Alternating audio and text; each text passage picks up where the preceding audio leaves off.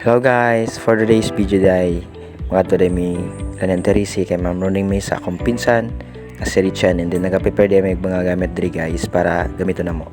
Magita sa kita ang pangag. Kita nga tong pangago.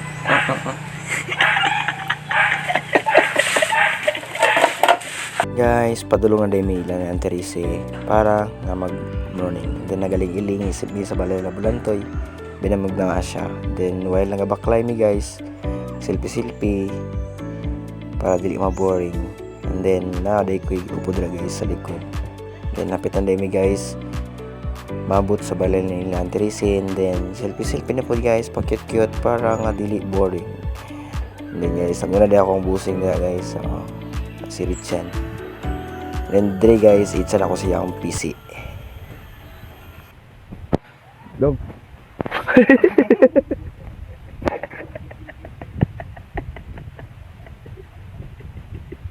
In this part guys, nangutan ako sa iya kung anong nalukot ang PC.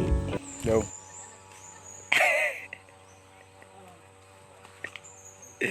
Nanso na daw lukot.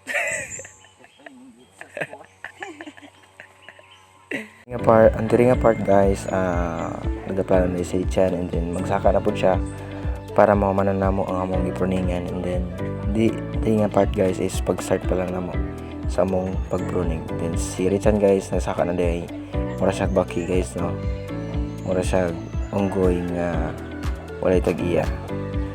And then ito guys, nagbiga-biga siya guys na motul siya og guma kay para na siya agyanan.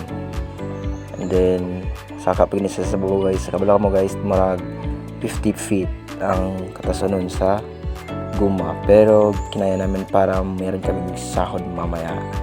And then guys, ayan, tingnan mo, galing talaga ng pinsan ko guys, si Richan. Yan po yung kasama ko na nag pruning ng terisin. Then siya nagsaka guys, and then ako na yung nag-assist dito sa baba. Ang ginagawa ko lang guys is hinihila ko lang yung mga kahoy para hindi masyadong mahulog kaagad yung kahoy.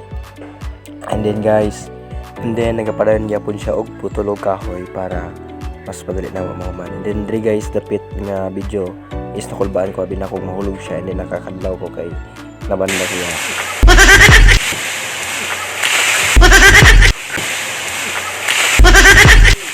And pagkahuman na mo putol sa isa guys, nagmerinda sa amin kay gutom naman. And then nabali na po midri sa nangka guys kay paputol ni auntie. Ang nangka kay taas kayo ang bunga, dili po nila makuha. And then nasaka day si Richan sa tumoy guys para ihigot ang igot para sa pagbira namo niya is sayon lang ibirahon. And then diri guys, nagkuha ko sang higot para napugtoy ang bag sa among pagpruning. Then practice po guys. And then ayan guys, nanaog na si Richan sa tunga para nga iyang bunal-bunalan ang punuan para nga na-crack pagbiraw niya, sayo na lang birahon para nga dili ma-disalign ang among pagbira. And then diri guys, naman na diay niya bunal-bunal ang punuan. Then na-crack guys, pagbira na mo niya is matumba na siya. And then nanaog na siya diri guys para nga tabangan na mapagbira ang nang kay murag ma-disalign na guys, matumba ng mga halayan, ang basigang balay maigo. Pag tabangan na mo na guys, mabira. Ayan. Then diri guys, ipakuha din ako ang cellphone sa iya kay basig maigo. Cellphone. Guys, paulit na dahil may kumana dahil among pruning na nami sweldo. Ila sweldo dong. Sweldo 500 kayo na. 500 kayo na. 500 kayo na. And then guys, paulit na dahil may sa akong pinsan niya si Richan kahit natapos na ang among trabaho. And then dito na po nagtatapos ang video na to. Thank you.